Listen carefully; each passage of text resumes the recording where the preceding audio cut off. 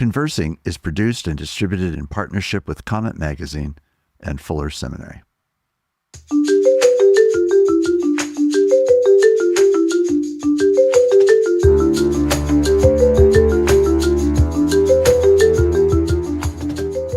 I'm Mark Labberton. Welcome to Conversing.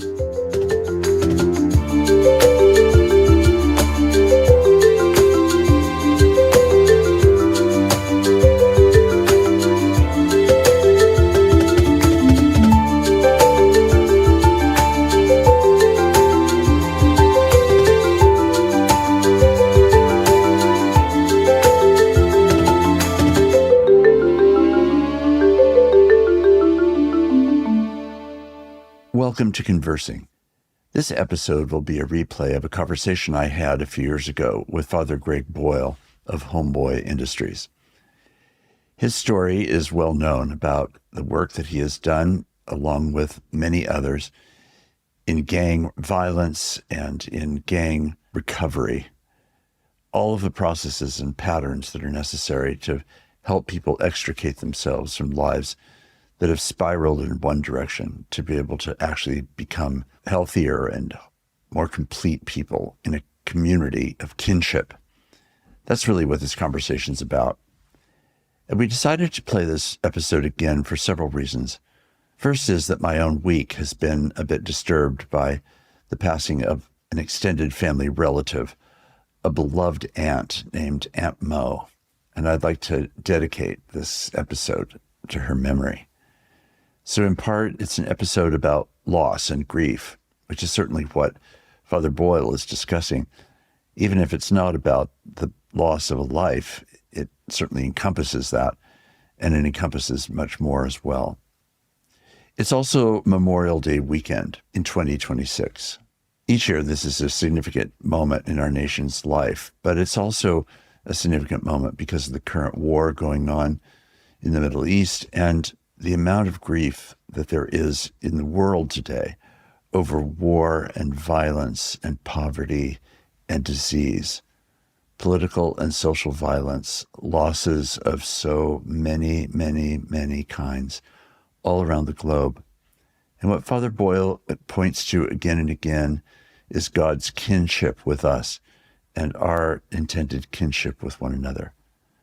I hope this episode will strengthen you as it has me on many occasions and remind us that in addition to all these things, there's also grief over the recent Supreme Court decision about the Voting Rights Act, the loss of a gain that those, particularly in communities of color, particularly in Black communities, were held together in hope by this act, which has now been undone by the Supreme Court.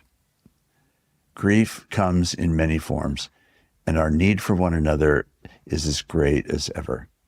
I hope this episode will be for you an encouragement, a reminder, a hope of God's kinship with you and of our kinship with all those who are around us, whether it's experiencing loss ourselves or whether it's also experiencing the loss of others.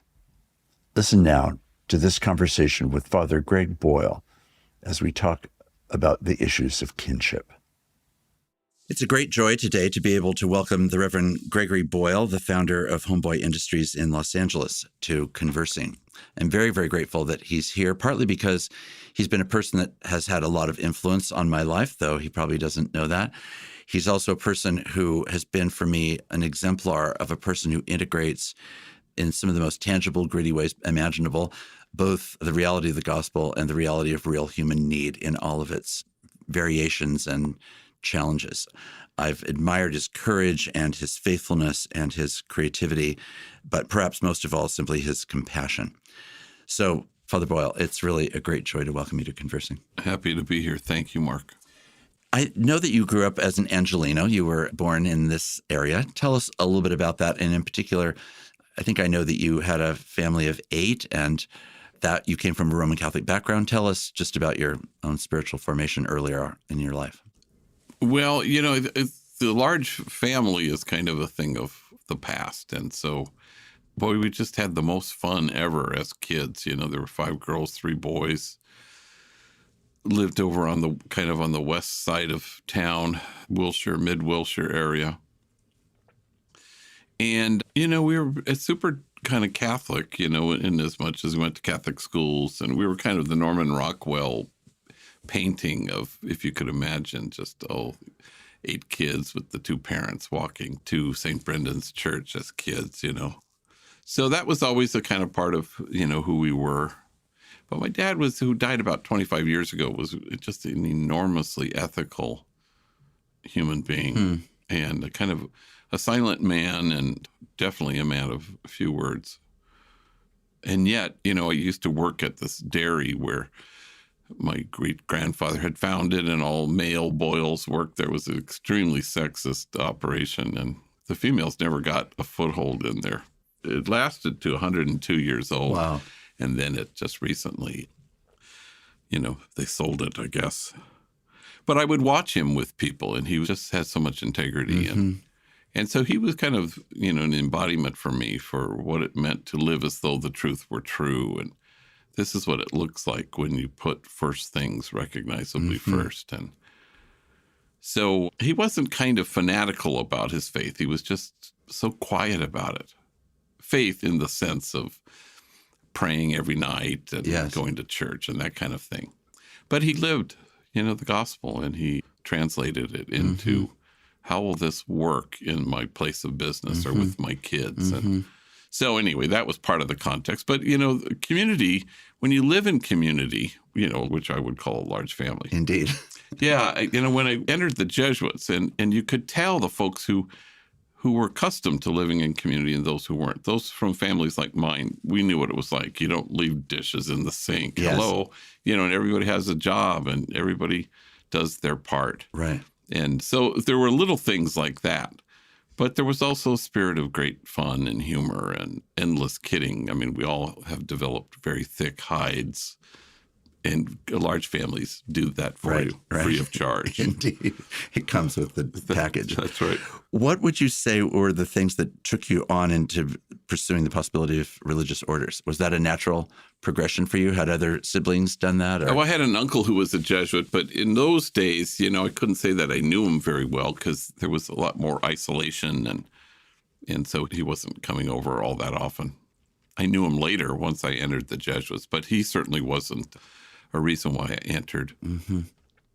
I have odd reasons. I was educated by the Jesuits. They were a combo burger of hilarity and prophetic. So this is during the Vietnam War. So I watched them, and they were just wild, and there were like 30 of them who taught at Loyola High. And you could never do this now, but it was like, hop in the car and we're going to San Francisco for the largest anti-war. Yeah, count me in. And we didn't have permission slips in those days. It was just, God knows you could never do this now, but it was just wild and fun. And I thought, these are joyful human beings. And they know how to speak truth to power. And so I had odd influence. I was just thinking, Jane Fonda has just joined our board.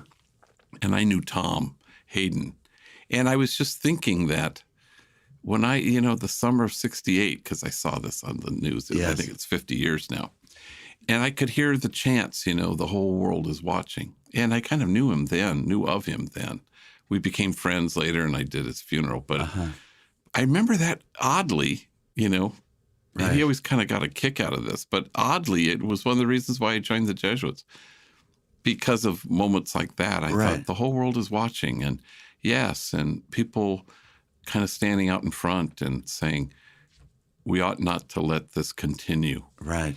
And so those are one of the things. Right. They seem kind of odd to kind of lead somebody to join the Society of Jesus, but it did for me.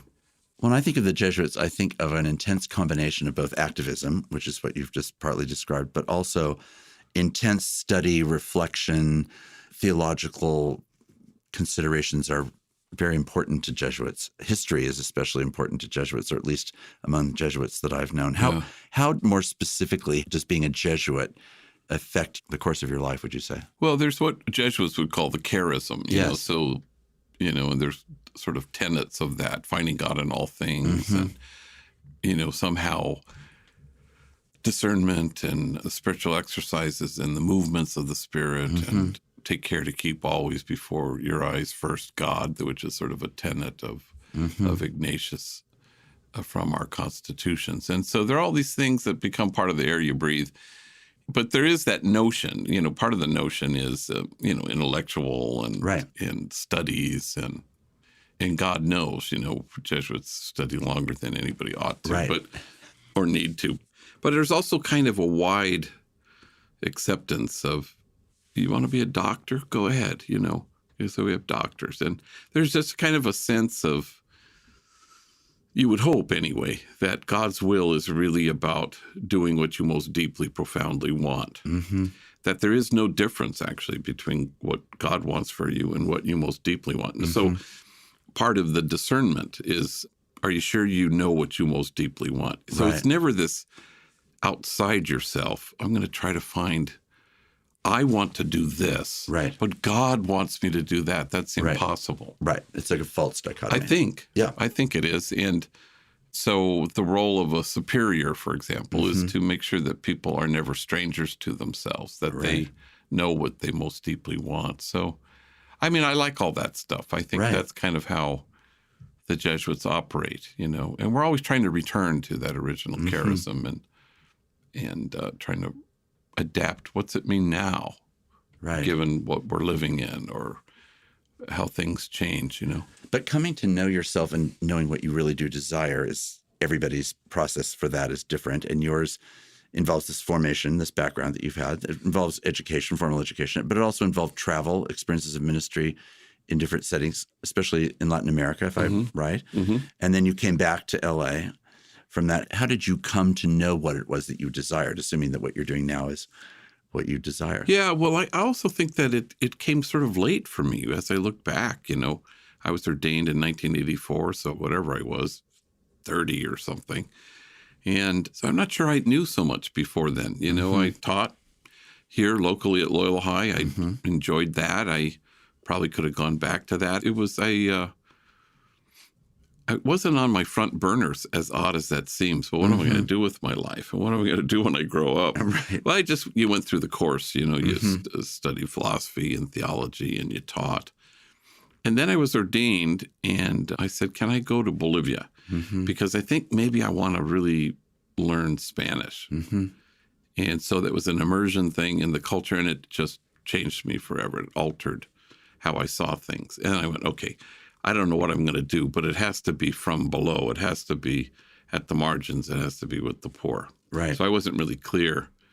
And then I ended up, as luck would have it, really, assigned to Dolores Mission that the Jesuits administered, and it was the poorest parish in the city. So then there was a vocation within a vocation within a vocation, so it's with the poor, it's Spanish speaking, it's priestly, I guess.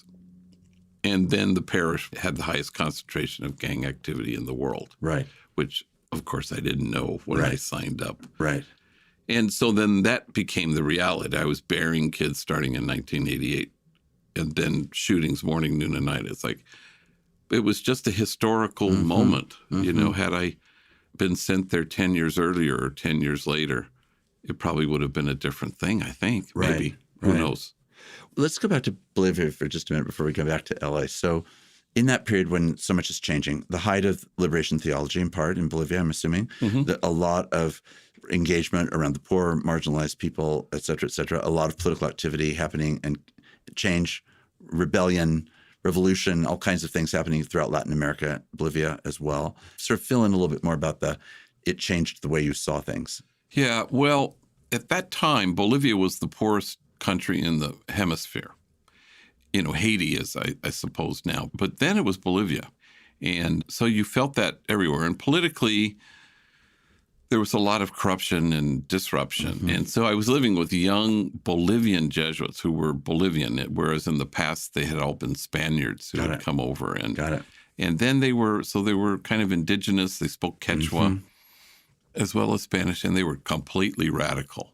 And of course, we had fondness and affection for each other, but I also represented, the great Satan, I suppose, the white American, So it was very humbling. And so I liked kind of being in that position, as difficult as it was, to kind of to be maligned really by your own Jesuits. And you had to kind of do battle with that and break through it.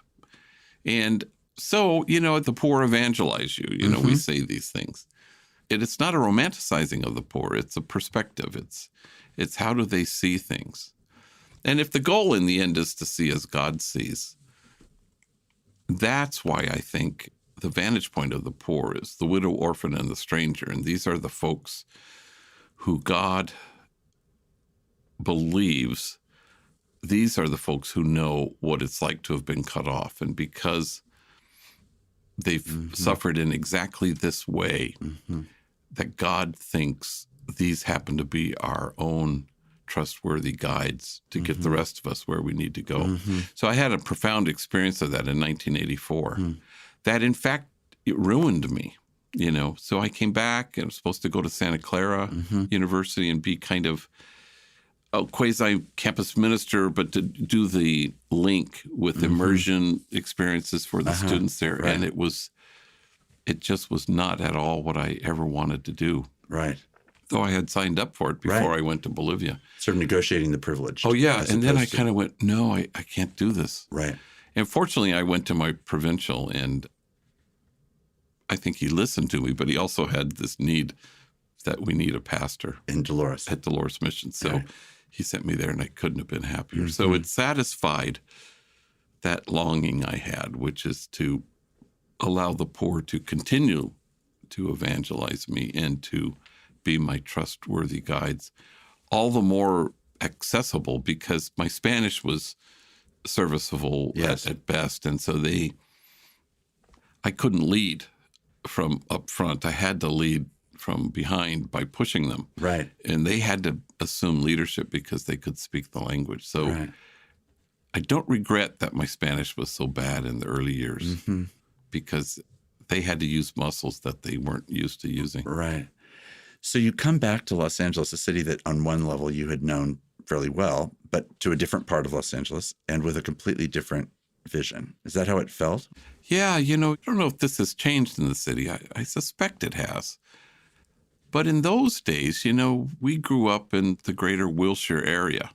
I didn't know Boyle Heights from anything, and I'd never been there. Different zone. I think nowadays maybe people, go and eat Mexican food in Boyle Heights from the west side, maybe. I don't know. Right. I think they do.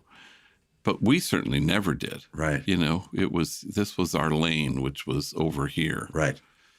So it was completely unfamiliar, but also the population, especially since the gang thing at that moment had reared its head in a kind of an alarming way.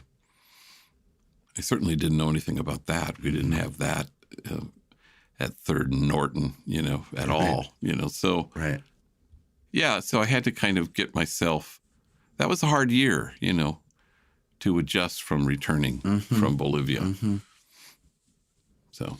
Did you find that as you made that adjustment, who were your guides? I mean, especially when I think about the encounters that were, from what you're saying, just arising, especially around gangs. Who were the people that helped you begin to see your way into that universe that you hadn't had knowledge of before? Gang members themselves, because this was pretty new territory. So the decade of death in this city was 88 to 98. So I arrived first, as newly ordained in 84, or summer of 84 and 85.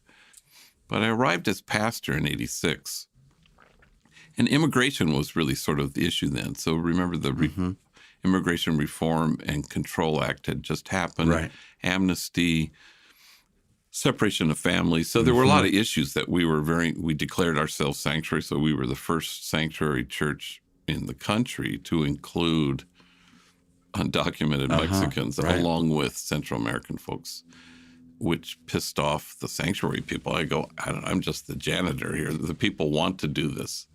That was their insistence, that we don't want it to just be a statement. We want it to acknowledge the undocumented Mexicans who come across the border whose only crime is trying to feed their kids. So, and I thought that was quite prophetic of them. So, and then I started bearing kids. So there weren't a lot of guideposts that I can recall except gang members themselves. So we were all trying to find our way and listening. We started a school because so many of them had been junior high age gang members, had been given the boot from their home school and nobody wanted them. And so we started a school. That was the first thing we did. And then they said if only we had jobs, so then we'd try to find them, kind of dispatch gang members to felony-friendly employers. And then we couldn't find enough, so we started businesses. So roughly that's kind of how it worked. But truthfully, there wasn't any place to go and say, hey, how do you do this? Now, when you first start, are there other Jesuits that you're working with in this process, or are you the priest alone? Well, I mean, we had other Jesuits connected to the parish. Right. But it was all the parish. Right. And then while I was pastor, this was born. And so we started what we called the People's Nonprofit, which was called Proyecto Pastoral, which still exists. And under that umbrella, Homeboy began. And under that umbrella was, for 32 years now, or whatever it is, the homeless men, undocumented, who sleep in the church. It's called Guadalupe Homeless Project, and after-school programs, and all these different things that we got started. But the priests were mainly all connected to the parish, and not really to this no. population. And then, but now we're 30 years as an organization, and so I have two other Jesuits who work at Homeboy. Right. One is a case manager who's a scholastic, not yet a priest. Right. And the other one is a priest who he's a therapist.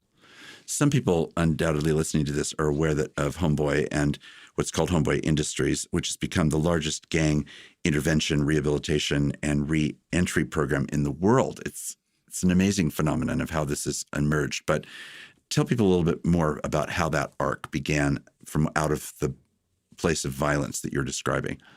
Well, we just evolved. People come to our headquarters now, which is in Chinatown, in downtown L.A., and 2 blocks from Union Station. And so all roads lead to us for the gang member, you know, which is why we chose that for the 4th location. And so people walk in there and they just go, wow, how'd you think this up? And the truth is, nobody thinks anything up. I don't know. You evolve. You respond to this thing that's right in front of you. Right. Okay, what if we remove tattoos for free? What if we got doctors? So now we have, 45 doctors who, along with 1 paid physician assistant, remove tattoos. So, and what if how about therapy? That would help maybe. And so now we have 4 paid therapists and 47 volunteer therapists, including 2 psychiatrists, volunteers. So, and then curriculum and classes. And so, in 30 years, we've changed how we see things. Right. It starts as a bakery. What other businesses are? There are 9 now, cafe. We have a diner at City Hall, a restaurant at LAX. We have farmers markets. We have electronic recycling, silkscreen plant that's been around for like 27 years. Our merchandise division, we have a thing called Homeboy Grocery, which is where we sell chips, salsas, and guacamole, and Ralph's mainly in California, but all the Stop and Shops, if anybody knows, 5 states on the East Coast. Right. Yeah. Right. So, and I'm sure I'm missing something, but there should be 9 in there. So when all this is unfolding, you're, again, muddling along, you might imagine yourself thinking, we're just doing this because it's the next obvious thing to do, rather completely than seat of the pants, at every turn. Right. But one of the things that happens along the way is not only our lives being dramatically changed, they're being given a whole new beginning in all kinds of ways. And people who have read some of your books, one that was one of the first longer pieces of your writing that I ever read was called Tattoos on the Heart, which is really a remarkable story of taking the image of tattoos and using it as a way of describing both the physical reality of tattoos in the population that you're working with in gangs and so forth, but also the ways that our hearts need to be tattooed by the love of God for the sake of people that are around us. I mean, it's an amazing, amazing story that really unfolds. So it felt like you were flying by the seat of your pants, but you end up being one of the best comprehensive storytellers of anybody that I've ever met. You have an extraordinary ability. I think anybody that has ever had impact, either in person or public speaking or in your writing, the way that you're able to tell this story so vividly makes it feel like it must be somehow a plan, because it feels so extraordinarily natural and organic and clear, even in the midst of all the rawness. Well, I didn't have anything to do with all that. You know, I mean, it's the other thing too is if you listen and if you appreciate how people speak and say things, you know, and so then it becomes quite rich, and paying attention is sort of the key thing. So you want to be attentive to how they say things, and boy, that's incredible. You know, homie just the other day who talked about how his gang was near the beach, and he says, but I never knew how to swim. And he goes, to this day, I don't know how to swim. So my uncle, he said, who I trusted and I loved, took me to the beach. I was 5. And he walked me out into the ocean and he tossed me in. And here's this kid, this kid told this story in front of a group that I was with. And he said, and I started to drown. I mean, I was 5. I was underwater, taking water, flailing my arms. And he'd come up and he'd see his uncle standing there saying something, but I was too panicked to really understand. And so he goes under the water one more time and is again taking in salt water. And then he comes up, and for some reason now he's able to make out what the uncle is saying. And the uncle is saying, "Párate, stand up." And so he stands up, and the water's at his waist, you know. And he said, I realized only now at Homeboy Industries, after many years of being in prison, that all these years I had been drowning in the shallow end of my own thoughts and mindset and lifestyle. But not anymore, because the homeboy taught me to stand up. Well, it's a beautiful image. Right. You couldn't really think it up or write it, you know. Right. And it just got this standing ovation from all these people, and very powerful. Mm-hmm. But you're always trying to figure out, you know, how do you put words on this? How do you put words on homies who come to our place barricaded behind the walls of their own shame, really. And then an utter conviction that only tenderness can scale those walls. And how does that work? And why does that work?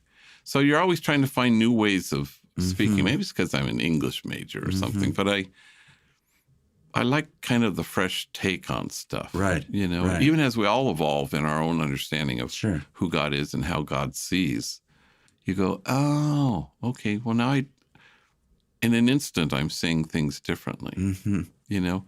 So that's such a helpful image, you know, to kind of say, just stand up, just friggin' stand up. Right. And then suddenly, you know, the gospel, I think, for today is quoting, of course, in the Older Testament about the people who sit in darkness have seen a great light. You know, well, stand up, you know. Right. You probably, if you stand, somehow, you know, the light you'll have contact and access to it. So anyway, it's not so much stories or storytelling as it is, you know, allowing yourself to be reached by people. Well, I do think the word you used a minute ago is a significant way, I think, of tying a lot of this together, which is that somehow in the mercy and grace of God and in your own formation, your own learning to stand up is a remarkable quality of tenderness that pervades a lot of what you've done. So a lot of what is so striking that I've seen in your writing and in times I've heard you interviewed or give presentations is that in the middle of what feels like just this turbulence and violence and criminality and pain of people's lives, the golden thread that emerges is this golden thread of your tenderness toward a real person in a real narrative with real dignity. And that's a remarkable piece of how I think all this is. And it's hard to pull off, frankly. I mean, if there are spiritualities that undergird what we do, certainly Ignatian spirituality is there. Yes. But it's also the spirituality of Jean Vanier and the L'Arche community. Right. Because for him, he says tenderness is the highest form of spiritual maturity. Yes. And so that's kind of a tenet that I mull over a lot at Homeboy, and because tenderness is foreign. And I think the whole incarnation was necessary, not because of sin or salvation even. It's just, for me, it's God's love needed to become tender. And that's why it happened. And because then you receive the tender glance, and then you're compelled, you have no choice but to be that tender glance in the world. Behold the one beholding you and smiling. And I had mentioned earlier that my mom had died, and she died in her own home and surrounded by her kids. And although I was the only one there when she actually died, but she was just not at all afraid. And at one point she said, "I've never done this before," like it was skydiving, and ecstatic. I mean, completely exhilarated at the prospect of dying. It was really quite sweet. But as she was dying, in the last days when 1 or 2 or 8 of my brothers and sisters were there, she'd come into consciousness, and then she'd lock on to one of us, and she'd say with breathless delight, "You're here. You're here." And afterwards, after I buried her, I thought, well, that's the whole thing. I think that's the singular agenda item for our God, is just to look at you and say, "You're here." That's it. But we're so screwed up with some kind of spiritual arrested development where we think that there's all these other things like measure up, and gosh, I wish you again, and I wish you would really perform better, and I wish you were this, that, and the other thing. Are you really trying? It's none of that. I suspect that Jesus in the desert for 40 days was 40 days and nights of, "You're here. You're here." And then you have no choice but to say back to the world, "You're here." And I think that's the definition of what the tenderness is, that folks come to our place at Homeboy and unspeakable things have been done to them. They didn't make bad choices, and certainly they're not bad people. I've never met a bad gang member once, ever. But unspeakable things were done to them. And then to come to a place where they are held with tenderness, where countless people are saying, "Oh, you're here," with breathless delight. Oh, that's so foreign. But I think it's the singular agenda item for our God. And if we knew that, imagine how things would change. How dramatically it would change things. Yeah. Well, that ties into another major theme that I think you have woven throughout your ministry and work, which is the theme of kinship, this deep sense of the connectedness of people and what it is that tyrannizes kinship and what nurtures kinship and all that. Can you just say a bit about that? Because I want to be sure that people have had a chance to realize what a central theme that is. Well, Homeboy wants to be what the world is ultimately invited to become, which is a community of kinship, such that God might recognize it. So that's God's dream come true. So Tenderness. It's quite apart from how God sees us. God says this not because so that we can herniate ourselves into achieving it. Right. But my joy, yours, your joy complete. Here's where you're going to find it in kinship. So it puts all these other things as kind of byproducts, huge things, peace, justice, and equality, huge.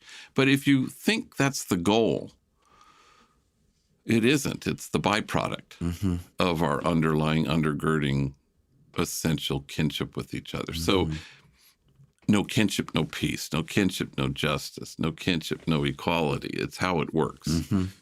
And a lack of peace or justice or equality is really about something else. So this is why people burn out. I'm going to fight for justice and I'm going to make a difference. I go, good luck with that, because it's about something else. And people burn out and they can't hang for the long haul. But if what their effort is to try to nurture kinship in a real way at the base, the effort is to somehow imagine a circle of compassion and then imagine nobody standing outside of it. My joy, yours, your joy complete. That's how it works.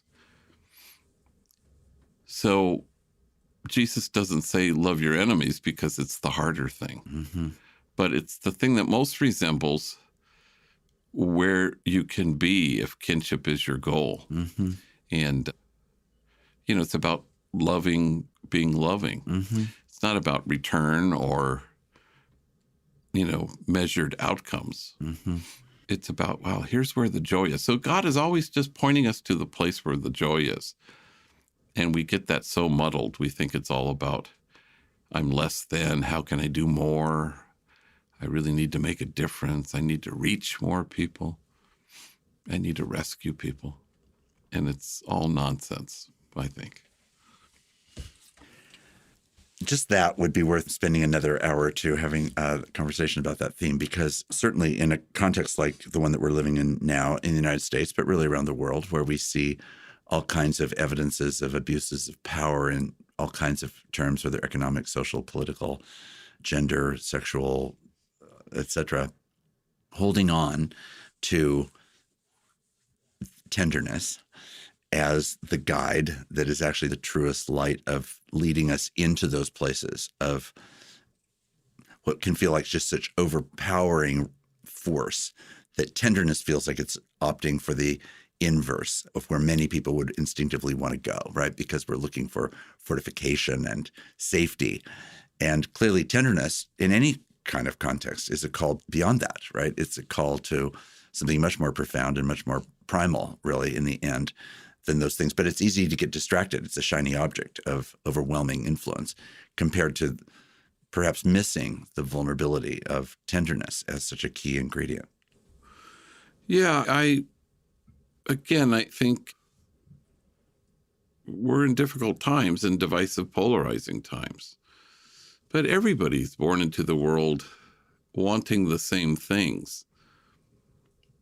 And everybody had a mom, and was brought into this world in the same way, and you kind of say, well, I think part of the problem is, in terms of even evil, reading the LA Times recently about crime and then a kind of an assessment of Jerry Brown's legacy and people, law enforcement critical saying, well, what's happened to accountability and consequences? I go, well, that's not a very sophisticated take, because part of the thing is, if you think there are evil people, then that's where you're going to go.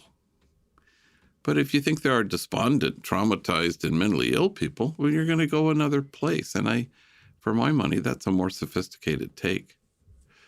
And it's an equalizer, but we're always trying to strike the high moral distance between us and them and both sides of this political debate at the moment, And the Dalai Lama always says, we all have Buddha nature. And I don't think Jesus thinks differently. There's unshakable goodness in everyone, even in the occupant of the White House. And so you just go, that's just the way it is. Now, how do we help each other? Because, people are impeded from seeing their unshakable goodness. They don't operate out of that. They operate out of fear and diminishment. And they don't want to erase margins. They want to draw lines, and yet there aren't good guys and bad guys, and God doesn't see it that way, as hard as that is for us to conceive. Well, I do think that one of the things that your example in your own theology and anthropology teaches us in such a profound and, in a way, disturbing way is that very fact that there isn't the distinctions that we tend to draw, right? And that's part of what makes it so difficult for us to be able to ever get beyond those paradigms, because it means actually laying them down in order to actually see through the lens of the tenderness and kinship that you're describing a completely different reality. Well, find somebody who doesn't belong to us. And Mother Teresa says that's the problem in the world is we've forgotten that we belong to each other. So, but find somebody who doesn't belong. Right. Now, we'd like to say, Republicans don't belong, or whatever it is we want to say. But yeah, no, we belong to each other. That's the truth. And the closer and sooner we can get to that, the better off we'll all be. But demonizing is the opposite of who God is, and it is the opposite of how God sees. And if working with gang members has taught me anything, it's about that, So we've been around 30 years, but first 10 years was death threats, bomb threats, and hate mail because the demonizing was so full here in the city. They were never from gang members because obviously we always represented hope to gang members. Right. But they were from people who hated me and our organization for helping gang members because the friend of our enemy is our enemy. And they all, law enforcement thought I was some fraternizer with the enemy.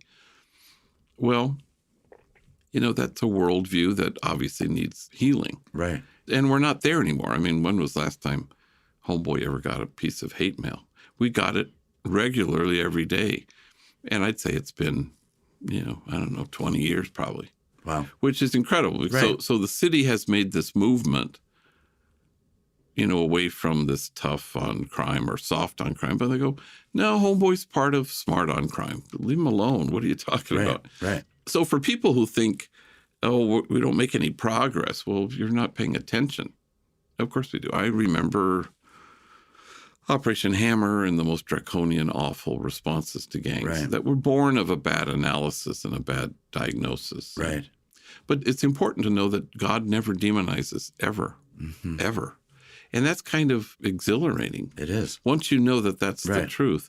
And as a person, you know that you can't demonize somebody you know. So if you can put yourself in the vicinity of somebody who's, outside your circle, then your circle widens. And that's kind of the trick.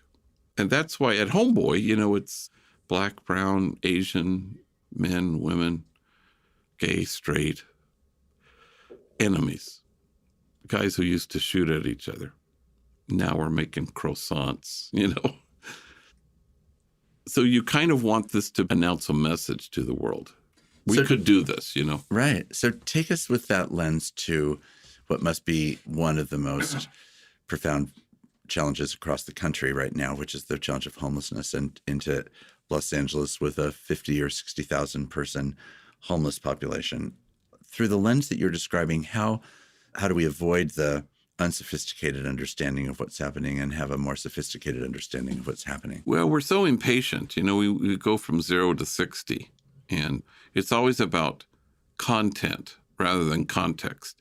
And it's about information rather than transformation. So the largest mental institution in the world is LA County Jail. So now what does that tell you? And who are the homeless population? I had lunch today with somebody who was saying, there are people who've lost their jobs and, don't have a place to live. I go, yeah, principally no. It's mentally ill folks who are self-medicating and exacerbate their undergirding.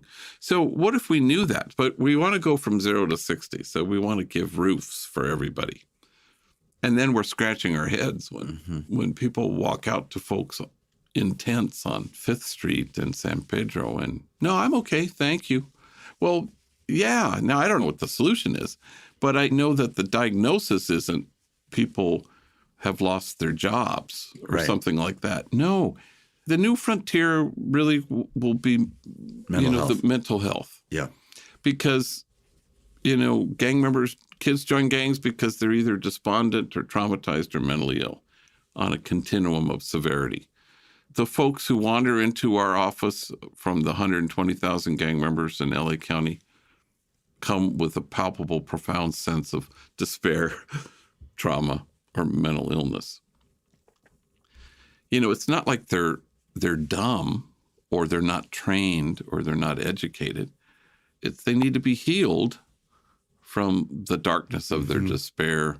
They need to transform their damage and their trauma. Otherwise, they'll keep inflicting that pain. And they need to have mental health services delivered in a timely and culturally appropriate way. I would stand by that diagnosis from here till Tuesday. Right. But if you think jails are filled with bad people, well, we're not going to get very far. Right. And if you think homeless tents are filled with people who just are down on their luck, I don't think we're going to get very far either. Right. So, and I don't know how to do that. I mean, I kind of have a sense how to do that with gang members. But it's a very similar population, homeless and gang members, because they all are laden with big, huge, fat backpacks filled with chronic toxic stress. So unless you can offer them rest and relief from what they're carrying, you're not going to be able to deliver any services. You're not going to be able to provide them with shelter even. That's certainly true of gang members, and that's what we hope to do at Homeboy. But I think there's a parallel between the homeless population but the minute we want to move very quickly and just go, oh, homeless, oh, housing, or gang members, oh, jobs. Even we have abandoned the nothing stops a bullet like a job. That was our early T-shirt, you know, and our motto. But then we realized once we knew gang members, oh, it's about healing. It's not about employment.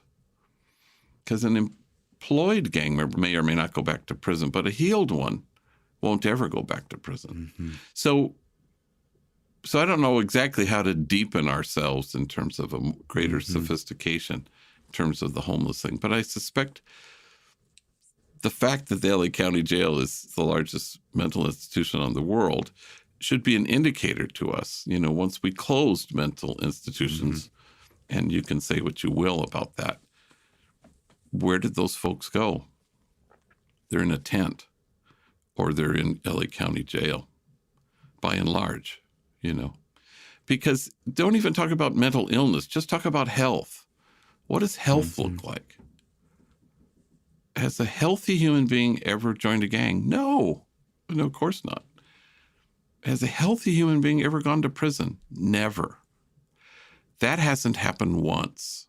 And once you know that, and you go, well, then how do we lock arms, create a community of kinship, and foster and nurture a sense of health, wellness? Once we do that, then we don't have to worry about bad people who are in jail or lazy people who are living in tents. No, none of the above. It's folks who need to be helped to move in the direction of wellness and well-being and health. I was a pastor in Berkeley for a little more than 25 years, and one of the things that certainly was clear in the homeless population all around the campus of the University of California and on Telegraph Avenue and all of that was exactly what you're describing. And certainly some of the people that I knew that lived on the street for as long as I was there, and they had every possible service available to them, but they couldn't ever get beyond themselves to a place of healing in many cases, a place of stasis often, but not necessarily a place of healing. One day I was meeting with the mayor of Berkeley, who at that time was a particularly kind of crazy character, really. And he was explaining to me what he saw as the best programs in Berkeley in response to various kind of social service needs. And then after he'd given me his sort of official spiel, he said something that I think is profoundly connected to what you're saying, which is, he said, you know, what all this is about? All this is about the fact that we realize everyone does better if they have a friend. And everything I've just described to you, it's just an elaborate, socially paid for scheme of creating friendship. And if that's all we can do, that's actually to do quite a lot, he said. That's wonderful. It was. It was an amazing statement. Yeah, because it's about connection and somebody paying attention. Right. And accompaniment, and it's intimate, and the primacy of the relationship. And so that's what works. I mean, if there's a secret sauce at Homeboy Industries, it's the primacy of relation. It's relational wholeness that everybody's being invited to. I don't bestow this on this gang member. Together, we're allowing each other to be reached by the other. It's not me reaching gang members or saving gang members, for God's sakes. It's we all allow ourselves to be reached by each other, and then the soul feels its worth, and suddenly we're all inhabiting the truth of who we are. And then you're anchored in gratitude, and then there's rest, there's relief.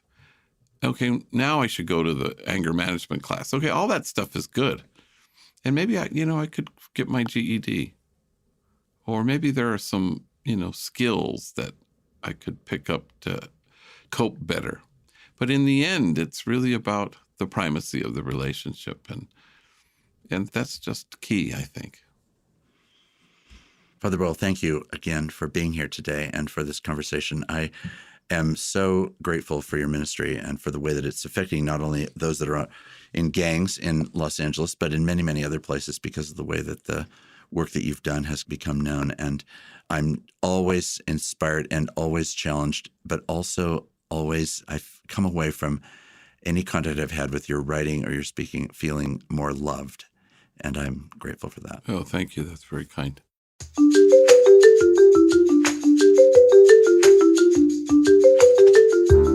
Conversing is produced and distributed in partnership with Comment Magazine and Fuller Seminary. Peter Labberton is our engineer and editor. Evan Rosa is our producer. For more information about Comment Magazine, visit comment.org, where you can subscribe, read the current magazine issue, and browse their archive.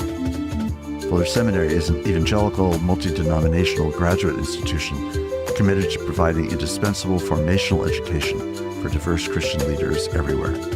For information, visit fuller.edu. I'm your host, Mark Labberton. Thanks for listening with me.